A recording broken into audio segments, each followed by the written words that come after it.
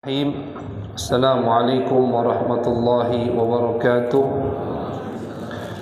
Alhamdulillahi rabbil alamin wa bihi nasta'in ala umurid dunya waddin. Wa sallallahu ala sayyidina Muhammadin khatamin nabiyyin wa ala alihi wa sahbihi ajma'in. Qala rabbi shrah li sadri wa yassir li amri wahlul 'uqdatam min lisani yafqahu qawli wasaddid lisani wahdi qalbi bijahin nabi wal ali was sahbi. Qalu subhanaka la ilma lana illa ma 'allamtana innaka antal alimul hakim. Allahumma salli ala sayyidina Muhammadin al-fatih lima ughliq wal khatim lima sabaq nasiril haqqi bil haqq wal hadi ila siratikal mustaqim wa ala alihi haqqa qadrihi wa miqdarihil azim, amma ba'du. Alhamdulillah, ma'asyiral hadirin wal hadirat, bapak-bapak, ibu-ibu yang dimuliakan oleh Allah Subhanahu wa taala. Alhamdulillah tsumma alhamdulillah, di malam hari yang berkah ini kita masih diberikan oleh Allah Subhanahu wa taala kesempatan, diberikan kesehatan, diberikan taufik dan hidayahnya, sehingga langkah kita digampangkan untuk berkumpul di tempat yang paling mulia, tempat yang paling berkah, yaitu adalah rumah daripada rumahnya Allah Subhanahu wa taala. Mudah-mudahan amal ibadah kita semuanya diterima oleh Allah Subhanahu wa taala. Amin ya rabbal alamin. Ma'asyiral hadirin wal hadirat, kita sambung kajian kita yang mana di pertemuan kemarin sudah pernah kita mulai pembahasan atau akan dipandu kajian kita ini oleh kitab Safinatun Najah Fima yajibu 'alal 'abdi li maulah, yang menerangkan tentang apa saja yang wajib bagi kita, baik dalam keimanan kepada Allah Subhanahu wa taala ataupun nanti ke depannya masalah yang berkaitan dengan ibadah.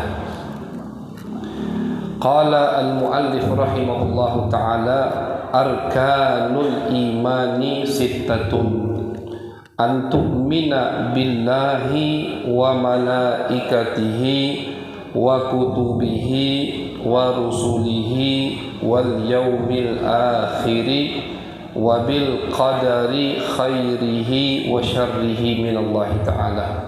Kita sudah masuk di dalam bab yang menerangkan tentang rukun iman. Sekali lagi, arti dari rukun maksudnya kalau iman seseorang tidak ada pada dirinya sifat atau tanda 6 yang akan disebutkan, berarti imannya belum sempurna. Itu arti dari rukun. Rukun itu jamaknya arkan, rukun gitu. Bangunan masjid tidak ada tiang, roboh bangunannya. Begitu juga iman. Iman kalau ada orang yang mengaku mukmin, mengaku agamanya Muslim, Islam agamanya, tapi tidak memiliki atau tidak berkeyakinan atau tidak meyakini dengan 6 hal yang akan kita bahas malam hari ini, berarti imannya belum sempurna. Yang mana iman ini kalau tidak sempurna berarti masih belum mukmin, tidak diterima di sisi Allah Subhanahu wa taala. Di akhirat tidak selamat, tidak akan masuk surga. Karena yang namanya iman harus 100%. Ya, mau iman, tak galak iman sudah. Itu masalah iman. Tak boleh nawar, tak boleh nganyang. Boleh tak Ustaz, iman sama ini yang ini tak ada iman kami, tak boleh. Yang namanya iman 100%, harus pasrah, harus mengikuti apa saja yang sudah diajarkan dan disampaikan oleh Nabi besar Muhammad sallallahu alaihi wasallam. Jadi disebutkan rukun iman itu ada 6, yang mana rukun ini disebutkan langsung dari malaikat Jibril atau malaikat Jibril bertanya dan dijawab sama Nabi besar Muhammad SAW. Artinya tidak ada rukun iman ketujuh, tidak ada. Rukun iman cuma 6, tidak bisa ditambah dan bisa dikurangi. Dari mana 6 ini? Langsung dari mulut Nabi besar Muhammad sallallahu alaihi wasallam. Suatu hari malaikat Jibril datang kepada Nabi, menyamar dengan orang yang sangat tampan, datang ke masjid, duduk di hadapan Nabi besar Muhammad sallallahu alaihi wasallam. Di situ malaikat Jibril menanyakan kepada Nabi hal-hal yang sangat penting sekali. Apa yang ditanyakan pertama kali oleh malaikat Jibril? Yang ditanyakan oleh malaikat Jibril, ya Rasulullah, apa itu rukun Islam? Dijawab sama Nabi besar Muhammad sallallahu alaihi wasallam, yang mana sudah kita bahas pertemuan kemarin. Nah, kemudian pertanyaan kedua, malaikat Jibril bertanya kepada Rasulullah, ya Rasulullah, ma arkanul iman? Apa saja rukun-rukun iman? Dijawab sama Nabi besar Muhammad sallallahu alaihi wasallam.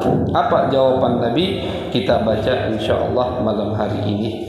Yang pertama, kata Nabi besar Muhammad sallallahu alaihi wasallam, rukun iman yang pertama, antu'mina billah. Kalian harus iman kepada Allah Subhanahu wa ta'ala. Harus iman kepada Allah. Bagaimana iman kepada Allah?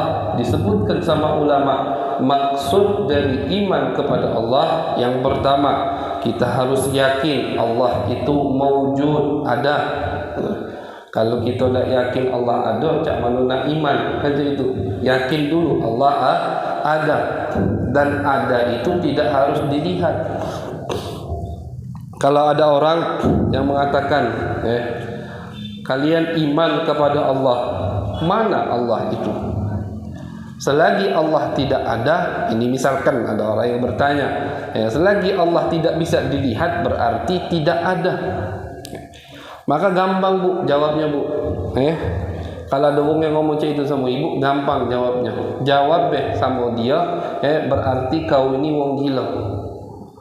Kalau dia marah, dikatai wong gila. Wong gila itu kan yang kata otak, kata akal. Omongi sama dia, mana otak akal kau? Kalau dia ngomong, aku berotak. Jadi ini jawaban untuk orang yang mengatakan kepada kita Allah itu tidak ada. Kenapa? Tidak bisa dilihat. Kata dia, kalau memang Allah itu ada, maka bisa dilihat. Kalau ada orang yang ngomong macam ini, jawab ke dia, berarti kau ni wong gila. Ngapa wong gila? Karena wong gila itu kan dia tak punya otak, tak punya akal. Kalau kau punya otak, kamu akal, mana coba otak kau akal? Kau tunjuk sama aku.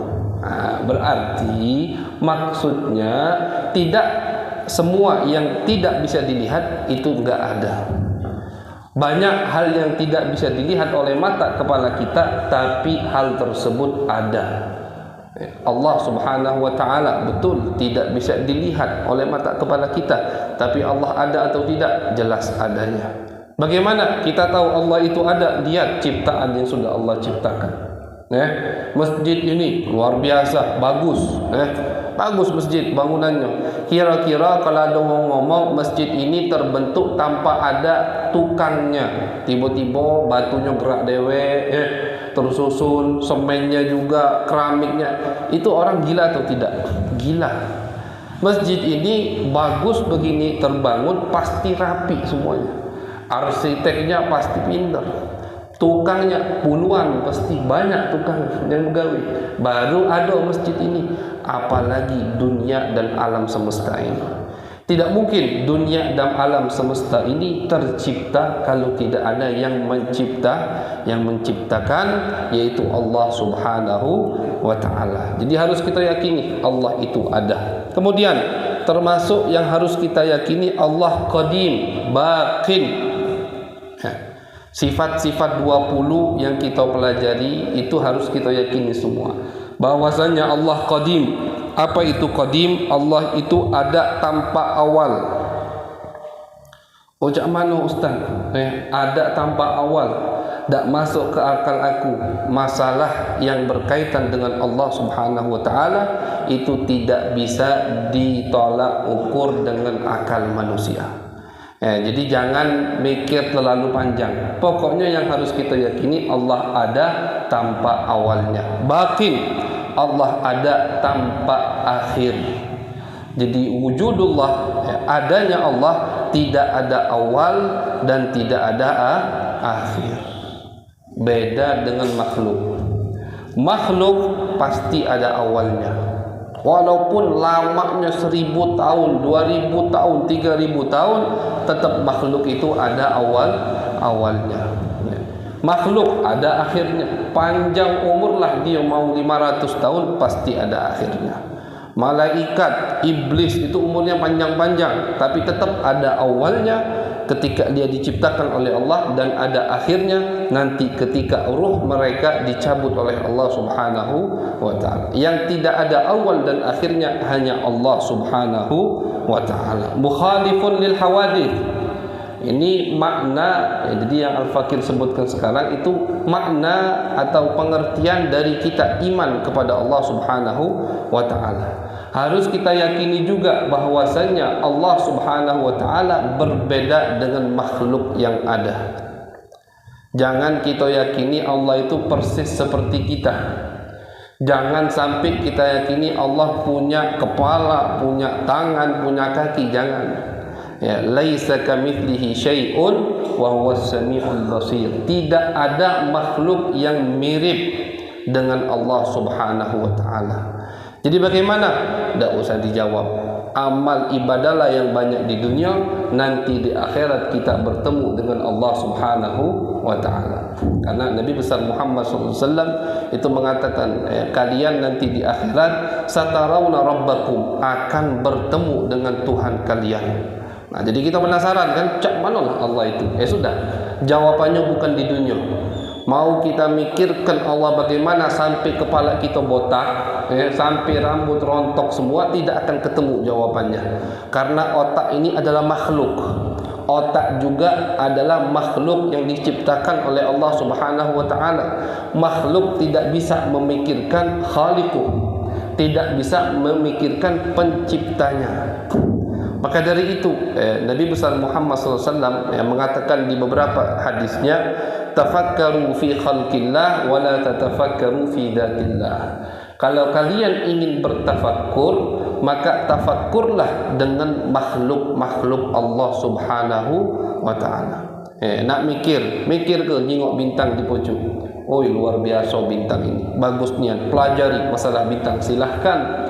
Ngelihat sungai atau laut, pengen tafakkur, memperdalami sungai laut ini ada apa di jeronya, silahkan. Melihat gunung yang besar, ingin dipelajari, silahkan. Pokoknya ciptaan Allah Subhanahu wa taala, alam semesta ini, kalau kita ingin memikirkan, kita ingin mengkajinya, ya mempelajarinya, silahkan. Tapi jangan kalian mengkaji daripada zat Allah Subhanahu wa ta'ala, karena otak kita tidak bakal sampai kalau kita mikiri tentang Allah Subhanahu wa ta'ala. Jadi termasuk daripada arkanul iman an tu'mina billah, kita harus yakin bahwasannya ada Tuhan yang namanya Allah Subhanahu wa ta'ala. Laisa kamitslihi syai'un, Tuhan ini tidak persis dengan makhluk siapapun makhluk tersebut. Tuhan ini Al-Ahad, Tuhan yang Maha Esa, tidak mempunyai anak, tidak mempunyai bapa. Tuhan ini satu, dan tidak ada awal bagi Tuhan ini, juga tidak ada akhirnya. Barulah ini yang pertama iman kita sempurna, yaitu iman kepada Allah Subhanahu wa ta'ala. Yang kedua, rukun iman yang kedua, antu'mina bimalaikatihi. Kita harus iman bahwasannya Allah itu mempunyai makhluk yang namanya malaikat. Malaikat itu harus iman. Malaikat itu disebutkan sama ulama bentuknya dari cahaya. Dari cahaya. Laisu dzukur, bukan laki-laki, juga bukan perempuan, apalagi banci, bukan.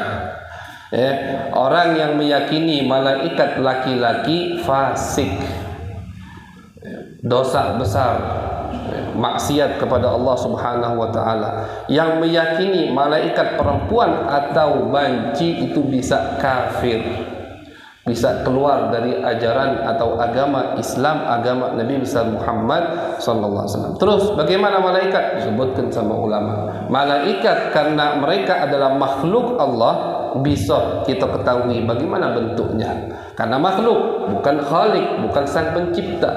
Malaikat kata ulama bentuknya atau tercipta dari cahaya, bukan laki-laki, bukan perempuan, apalagi banci, tidak memiliki bapak, tidak memiliki ibu. Artinya mereka langsung diciptakan sama Allah Subhanahu wa taala tanpa melalui bapak dan ibu. Oh bisa Ustaz, bisa. Nabi Adam saja tidak punya bapak, tidak punya ibu. Gitu. Nabi Adam diciptakan tanpa bapak juga tanpa ibu. La ya'kulun wa la yashrabun. Mereka tidak makan, mereka tidak minum karena ciptaan mereka tidak dipasang oleh Allah, ada namanya hawa nafsu. Kalau manusia itu ada namanya hawa nafsu. Kalau malaikat tak katik namanya hawa nafsu. Jadi mereka itu maunya dari diciptakan sampai mereka meninggal selalu taat kepada Allah Subhanahu wa taala. Sebagian malaikat itu diciptakan sama Allah gawenya cuma rukuk baik. Sebagian lagi kerjaannya cuma sujud saja. Sebagian lagi kerjaannya cuma zikir saja kepada Allah Subhanahu wa taala. Tapi kata ulama, disinilah manusia bisa melampaui kedudukan malaikat. Manusia yang diciptakan ada hawa nafsu, ada keinginan ingin melakukan maksiat, keinginan ingin memuaskan syahwatnya. Kalau dia bisa tahan syahwatnya, kalau dia bisa arahkan hawa nafsunya kepada hal-hal yang dihalalkan oleh Allah Subhanahu wa taala, disinilah manusia melebihi kedudukan daripada malaikat. Kalau malaikat ya memang gawe dia taat sama Allah. Memang dia tak bakal maksiat sama Allah Subhanahu wa taala. Jadi bohong. Tak benar cerita kalau kita dengar ada malaikat yang melanggar perintah Allah, akhirnya disumpah sama Allah kualat jadi gunung. Itu tak benar. Namanya malaikat semuanya pasti taat kepada Allah Subhanahu wa taala. Sebagian dari mereka memiliki tugas masing-masing. Ada yang tugasnya tadi hanya sujud, ada yang tugasnya hanya sholat, hanya ruku, hanya zikir. Ada juga tugas yang lebih lagi seperti malaikat Jibril, tugasnya menyampaikan wahyu dari Allah untuk para utusan-utusan Allah Subhanahu wa taala.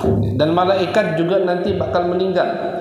Semua malaikat bakal meninggal. Bahkan malaikat Israel pun bakal meninggal. Israel itu nyambut nyawa. Jadi ketika trompet pertama ditiupkan, itu semua makhluk hidup meninggal. Israel belum meninggal, Israfil belum meninggal. Akhirnya sama Allah Subhanahu wa taala, Israel diperintahkan untuk menyabut nyawa-nyawa malaikat yang belum meninggal. Dicabut sama Israel satu-satu. Israfil dicabut, bahkan malaikat Jibril dicabut.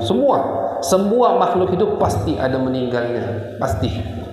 Sudah selesai, ditanya sama Allah. Nah Israel, sekarang siapa yang tinggal hidup nih? Kata Israel, ya Allah cuma aku dewean.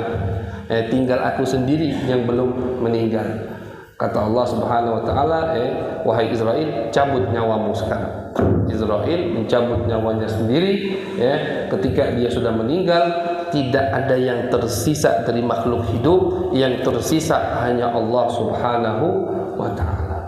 Di situ Allah mengatakan limanil mulkul yaum. Ayo, sekarang ini siapa yang dulu pas di dunia ngaku-ngaku Tuhan, atau pas di dunia ngaku sebagai raja, pas di dunia ngaku sebagai yang memiliki jabatan yang tinggi. Ayo, sekarang siapa? Diam, tidak ada yang hidup, semua mati, semua meninggal.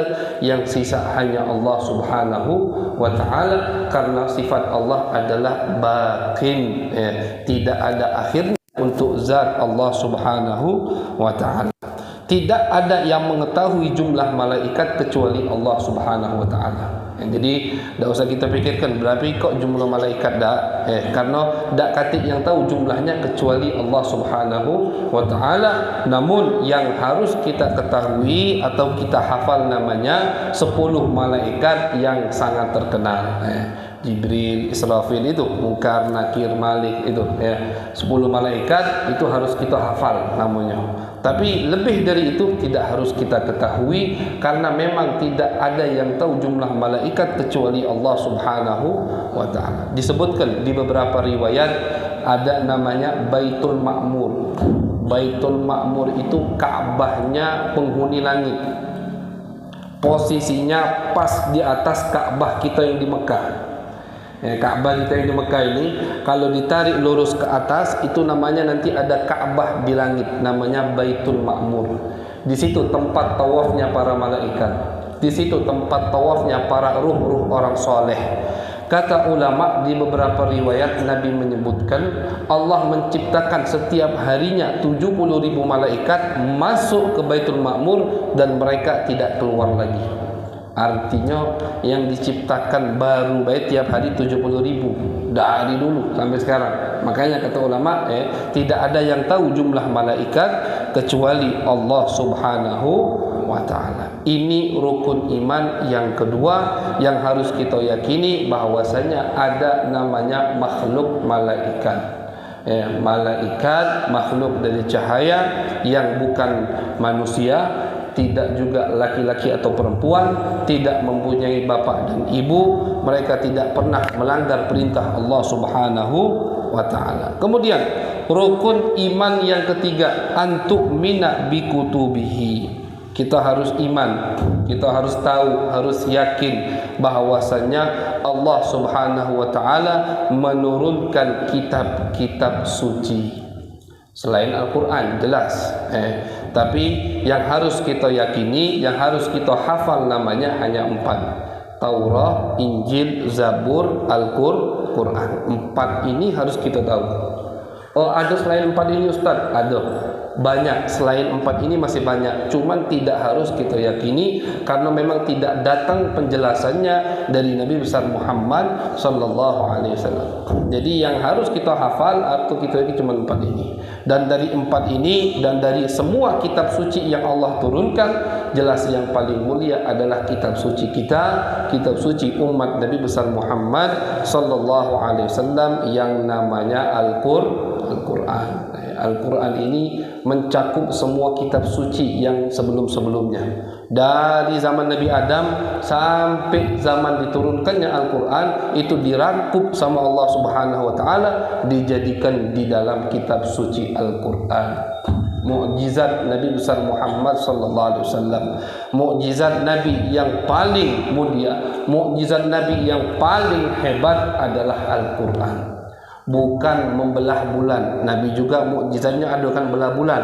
Nabi itu pernah belah bulan, Bu. Suatu hari orang Mekah nantang Nabi, wahai Muhammad, kalau memang kau adalah utusan Allah, coba bulan ini belah. Akhirnya sama Nabi besar Muhammad SAW dibelah nian bulan itu. Mukjizat Nabi Isra Mi'raj, itu mukjizat Nabi besar Muhammad SAW. Mukjizat Nabi mengeluarkan air dari selak-selak jari Nabi. Ini air yang paling mulia, bahkan melebihi daripada Zam-Zam. Kenapa? Keluar di tangan Nabi besar Muhammad SAW. Itu juga mukjizat Nabi. Mukjizat Nabi berbicara dengan binatang, atau binatang berbicara dengan Nabi. Pohon, batu mengucapkan salam kepada Nabi. Itu semua mukjizat Nabi. Banyak. Sebagian ulama mengarang satu kitab khusus menyebutkan semua mukjizat Nabi besar Muhammad SAW. Tapi kata ulama semuanya sepakat mukjizat Nabi yang paling mulia, yang paling kuat, yang paling hebat adalah Al-Quran. Al-Quranul Karim. Kenapa? Karena kata ulama bahkan Al-Quran ini melebihi mukjizat Nabi-Nabi sebelumnya. Mukjizat Nabi Muhammad selain Al-Quran itu selesai sudah. Sekarang bulan kita jengok, terbelah 2 apa tidak? Tidak, bulan 1. Gitu, ya kan? 1 sudah selesai. Setelah dibelah digabung lagi. Air dari tangan Nabi ada tidak? Sudah tidak ada. Atau mukjizat Nabi Musa ketika membelah lautan, sekarang ada tidak ada? Lautannya sudah gabung lagi. Mukjizat semua nabi yang masih ada sampai sekarang hanya mukjizat Nabi besar Muhammad SAW, yaitu Al-Quranul Karim. Maka dari itu sangat rugi kalau orang yang hidup di dunia ini itu jarang nyenggol Al-Quran, jarang melihat Al-Quran. Kalau HP kita tidak pernah lepas 24 jam, bahkan masih 50% baterainya dicas lagi sudah. Apa? Takut mati. Masa 50%? Masih lama nak mati HP cas. Sampai HP itu kalau tidur di samping bantal gitu, kamu saking depan HP terus. Tapi Al-Quran tidak pernah kita toleh niat. Na'udzubillah min dzalik. Jangan rugi, karena Al-Quran adalah mukjizat kita. Al-Quran kebanggaan umat Nabi besar Muhammad SAW. Allah kumpulkan semua yang ada di kitab-kitab dulu di Al-Quran. Satu huruf kita baca Al-Quran itu 10 pahala satu huruf. Alif lam mim 3 huruf. Alif 1, lam 1, mim 1. 3 huruf berarti kalau kita baca alif lam mim itu sudah 30 pahala diberikan oleh Allah Subhanahu wa taala. Kalikan selembar berapa huruf? Selembar 300 huruf berarti 3000 pahala kita diberikan oleh Allah Subhanahu wa taala. Selembar Bu, paling apa? Semenit tidak sampai baca selembar, cepat. Ya kan? Tapi kita lupa kadang dengan keutamaan ini. Lalai kita dengan dunia, dilalaikan kita oleh syaitan. Na'udzubillah min dzalik. Jadi jangan kita jarang teguran sama Al-Quran. Harus kita sering melihat Al-Quran, harus kita baca. Jangan dijingok baik, baca Al-Quran walaupun sehari misalkan tidak sempat ustaz sehari ini cuma bisa baca selembar, tidak apa-apa. Yang penting jangan lewat hari kita sehari kita tidak baca Al-Quran. Ini nasihat buat saya pribadi juga dan buat yang lain. Yang paling tidak sehari mata kita jingok ayat suci Al-Quran. Jangan sampai sehari itu lewat mata kita tidak melihat ayat suci Al-Quran yang sangat mulia. Lihat nih, kata ulama, pahala yang baca Al-Quran sama pakai hafalan itu lebih besar pahala yang baca. Kenapa? Karena ketika kita membaca Al-Quran, mata melihat, mulut gerak, 2 pahalanya. Tapi kalau orang yang pakai hafalan cuma mulut mata dah jingok. Nah, cara kita mensucikan mata kita juga dengan banyak melihat Al-Quran. Itu mensucikan mata. Mata gerak jingok maksiat, baik di sosmed atau langsung lihat maksiat. Kotor mata kita ini. Kalau mata kotor kan gimana mau ketemu dengan Nabi besar Muhammad sallallahu alaihi wasallam. Nah, cara membersihkan mata termasuk salah satunya kata ulama selain menangis takut kepada Allah juga banyak-banyak kita melihat ayat-ayat suci Al-Quran. Itu dikuras kotoran mata kita. Kenapa? Jingok itu terus. Tapi sambil baca. Jadi dapat 2 fadilah, 2 keutamaan. Jadi yang harus kita imani, yang harus kita yakini bahwasanya Allah Subhanahu wa taala menurunkan kitab-kitab suci kepada semua utusannya, jumlahnya tidak ada yang mengetahuinya kecuali Allah Subhanahu wa taala. Yang harus kita yakini bahwasanya jumlah yang harus kita yakini adalah 4. Ini yang harus kita tahu namanya. Taurat, Injil, Zabur, Al-Quranul Karim. Kemudian rukun iman yang keempat, antu'mina birusulihi. Kita harus iman bahwasannya Allah Subhanahu wa taala mengirim utusan-utusan kepada umat manusia. Harus yakin bahwasanya ada yang namanya utusan Allah. Harus yakin bahwasanya utusan Allah ini adalah makhluk yang paling mulia.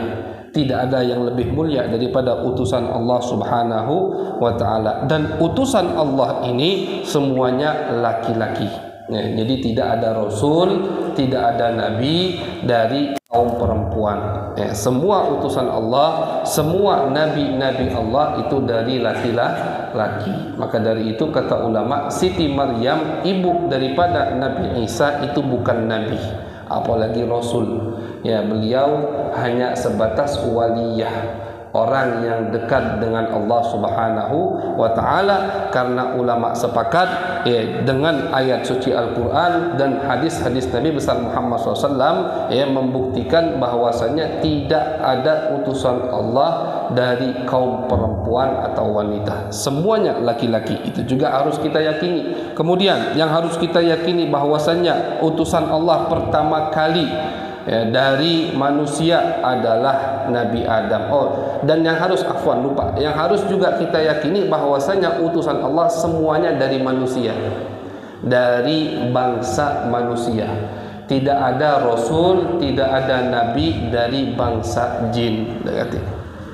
Malaikat tidak ada juga. Jadi utusan Allah, rasul atau nabi semuanya dari manusia. Namun mereka tidak diutus kepada bangsa jin kecuali Nabi besar Muhammad sallallahu alaihi wasallam. Nabi Muhammad baru diutus sama Allah untuk bangsa manusia dan bangsa jin. Artinya ada jin kafir, ada jin kafir yang tidak mau iman kepada Nabi besar Muhammad SAW. Nanti mereka gimana Ustaz? Ya masuk neraka. Ada orang bertanya, cak mana jin iblis kaget masuk neraka? Kenapa? Dia kan dari api. Neraka dari api, sakit apa dia? Sama ustaz tadi yang ditanya, diembeknya tanah, dibabitnya ke orang yang bertanya tadi. Tanah dibabit ke orang yang bertanya tadi, dan dijawab dibabit pakai tanah. Kesakitan orang tadi. Oh, ustaz jahatnya. Nah, kau dari tanah, kenapa kau kesakitan pas aku babit sama tanah? Artinya walaupun iblis, walaupun setan dari api, ketika mereka masuk api neraka, mereka akan kesakitan. Ya seperti kita diciptakan dari tanah, tapi pas dibabit sama tanah kita kesakitan. Jadi tetap jin dan iblis nanti di akhirat yang tidak iman kepada Nabi besar Muhammad SAW, mereka akan masuk api neraka.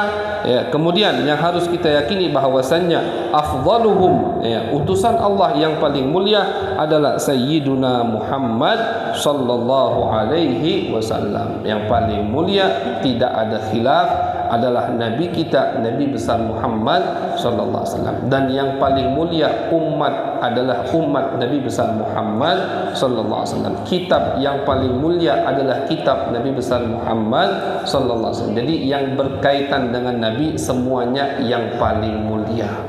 Umat yang paling mulia umat Nabi Muhammad, bukan karena amal ibadah kita, bukan karena kita sendiri kita ini mulia, tapi karena kita dikaitkan kepada Nabi besar Muhammad sallallahu alaihi wasallam. Dan juga harus kita yakini bahwasanya semua utusan Allah maksum, dijaga dari perbuatan dosa, dari perbuatan kesalahan. Tidak ada utusan Allah yang berbuat salah, dan mereka semuanya jujur, shadiqun, tidak ada yang berbohong. Tidak boleh kita yakin ada utusan Allah yang berbohong.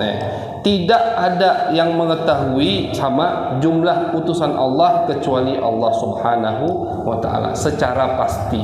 Walaupun sebagian ulama menyebutkan jumlah utusan Allah sekian, ada yang ngomong sekian, tapi kebanyakan ulama berpendapat bahwasannya tidak ada yang mengetahui jumlah utusan Allah kecuali Allah Subhanahu wa ta'ala. Itu rukun iman yang keempat, antu'mina birusulihi. Kita harus yakin bahwasannya Allah Subhanahu wa ta'ala mengirim utusan untuk umat manusia. Yang kelima, rukun iman yang kelima, antu'mina bil yaumil akhir.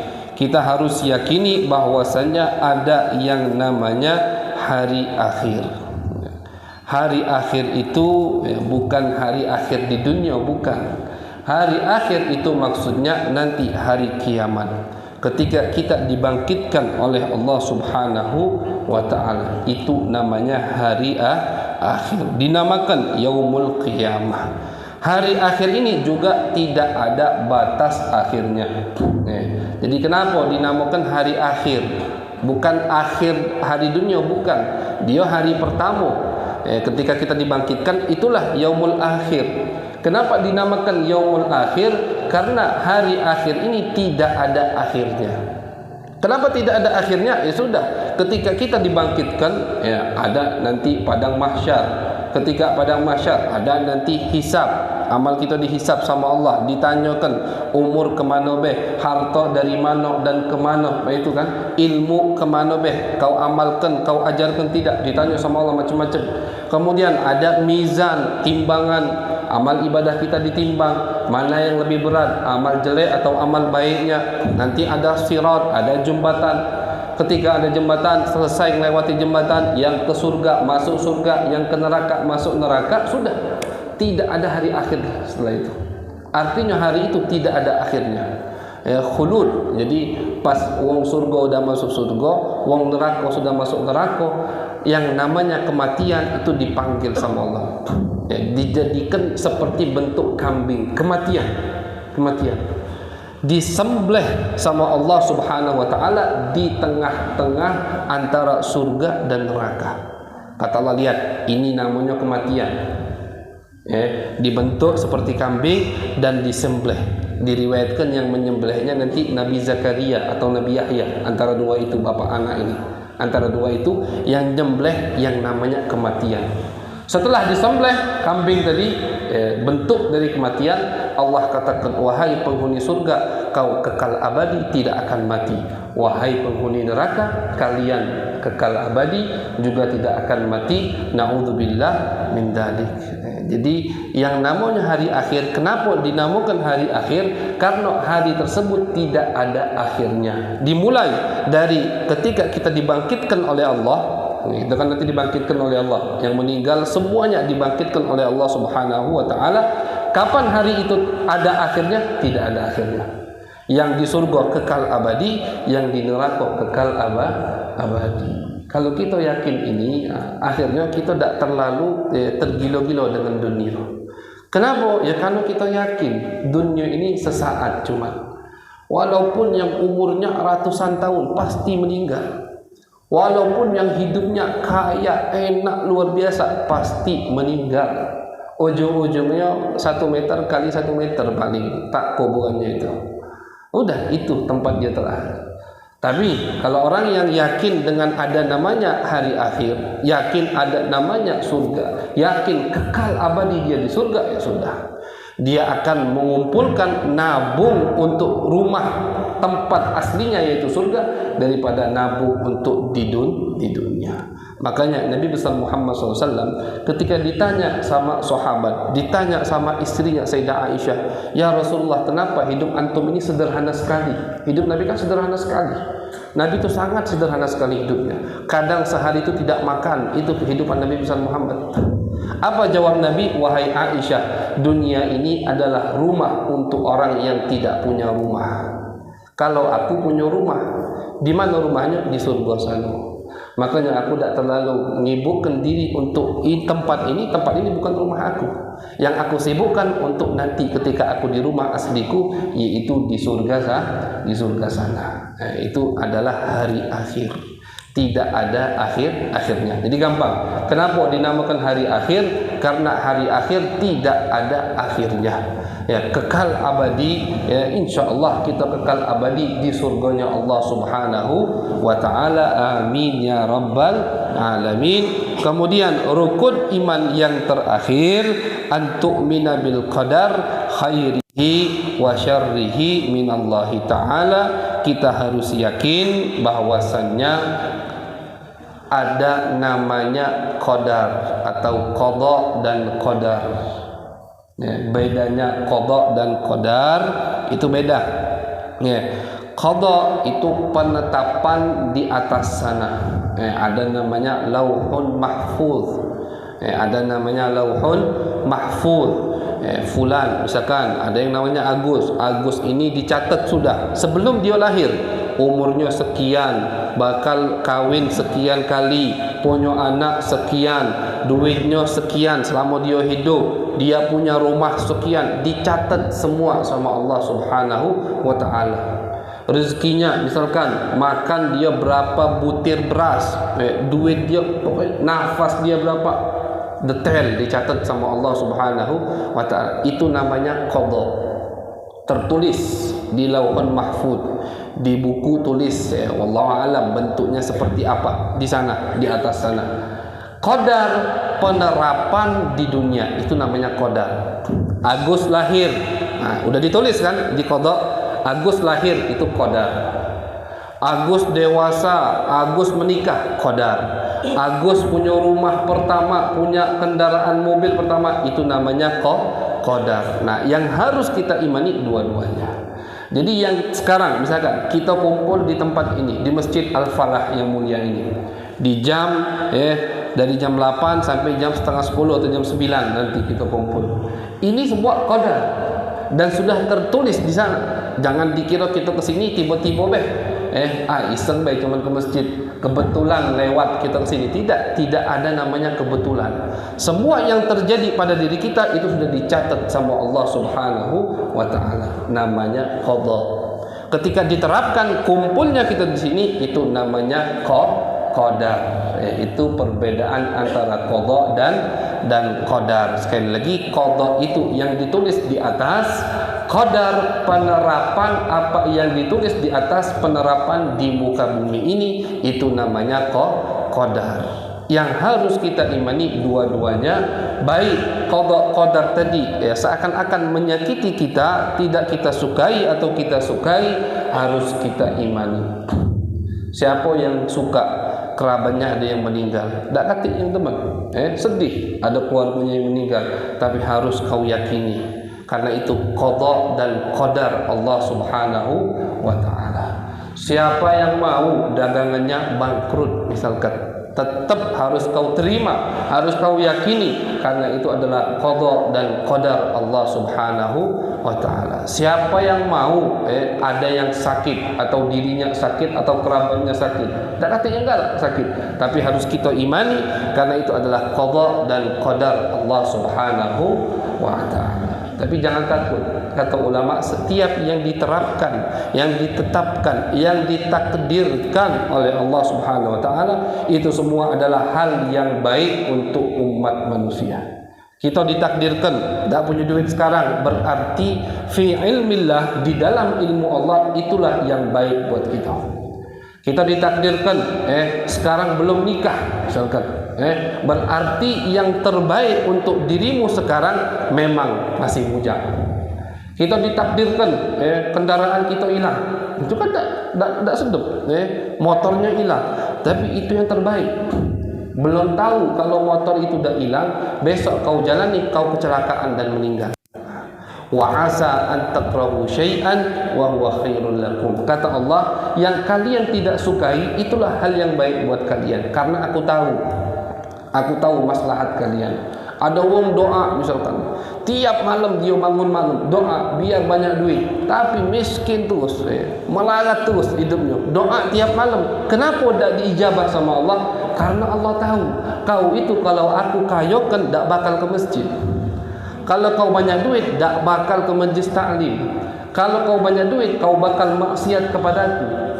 Maka sengaja kata Allah, aku miskinkan, doamu aku simpan menjadi pahala di akhirat.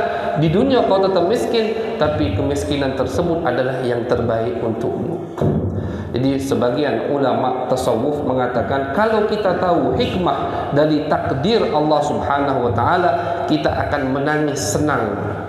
Misalkan ditakdirkan sesuatu yang pedih, sesuatu yang perih, yang kita tidak sukai, kalau kita tahu hikmah dari sesuatu yang pedih tadi, kita akan menangis, bukan sedih, menangis senang, syukur kepada Allah Subhanahu wa ta'ala, karena itulah yang terbaik buat kita. Jadi jangan sekali-kali kita ngerutu istilahnya, oh ya Allah ngapalah aku ni susah terus, jangan. Itu tak punya adab sama Allah Subhanahu wa ta'ala. Harus kita syukuri apapun yang diberikan oleh Allah Subhanahu wa ta'ala. Harus kita imani apapun takdir yang Allah terapkan untuk kita, karena iman kepada takdir adalah termasuk rukun iman, yaitu iman dengan qada dan qadar. Kita sekarang tidak yang kita imani, yang kita senangi dapat duit, oh alhamdulillah nengeh dia, dah dapat duit, sudah mulai ngajuk, dah galak ke masjid, duitnya apa sedikit, sudah ngajuk sama Allah Subhanahu wa ta'ala. Na'udzubillah min dzalik. Jangan jadi hamba yang seperti itu. Jadilah hamba yang selalu taat kepada Allah Subhanahu wa ta'ala. Masalah rezeki, masalah dunia, itu urusan Allah Subhanahu wa ta'ala. Al-Imam Abdul Hasan Asy-Syadzili, beliau termasuk daripada doanya kepada Allah Subhanahu wa taala, ya Allah, ya aku ingin tidak mempunyai keinginan gitu. Jadi sudah, apapun yang kau terapkan ya Allah, aku turuti, aku pasrah. Jadi termasuk doanya urid Allah urid. Urid Allah urid. Aku minta ya Allah, aku tidak mempunyai keinginan. Jadi apa begawe aku, terserah kau ya Allah. Ini hamba yang luar biasa, yang pasrah kepada Allah Subhanahu wa taala. Jadi itulah rukun iman yang terakhir, yaitu iman bil qada wal qadar. Jadi sempurnalah sudah iman seseorang kalau dia sudah melaksanakan rukun atau 6 rukun iman ini. Antu'mina billah, iman kepada Allah, iman kepada malaikat, iman kepada kitab-kitab suci yang Allah turunkan, iman kepada utusan-utusan Allah Subhanahu wa taala, iman kepada hari akhir, yang terakhir iman kepada qada dan qadar, iman bahwasannya semua yang terjadi di alam semesta ini atas kehendak keinginan murni Allah Subhanahu wa taala. Kalau kita yakini 6 ini, baru namanya kita mukmin. Kita mukmin, orang yang betul-betul iman kepada Allah Subhanahu wa taala. Mudah-mudahan kita dijadikan oleh Allah Subhanahu wa taala termasuk hamba-hambanya yang beriman, iman yang sesungguhnya. Kalau iman cuma iman KTP itu banyak di dunia. KTP-nya muslim agamanya, tapi dia di hatinya tidak muslim di sisi Allah Subhanahu wa taala. Di dunia dia selamat, tapi di akhirat tidak selamat.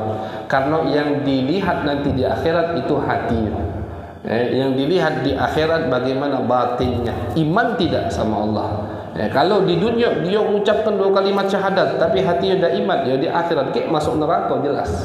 Seperti munafik-munafik yang ada di zaman Nabi besar Muhammad sallallahu alaihi wasallam. Na'udzubillah min dalik. Mudah-mudahan kita dijadikan oleh Allah hamba yang beriman, iman hakiki, iman yang betul-betul iman kepada Allah Subhanahu wa taala. Amin ya rabbal alamin.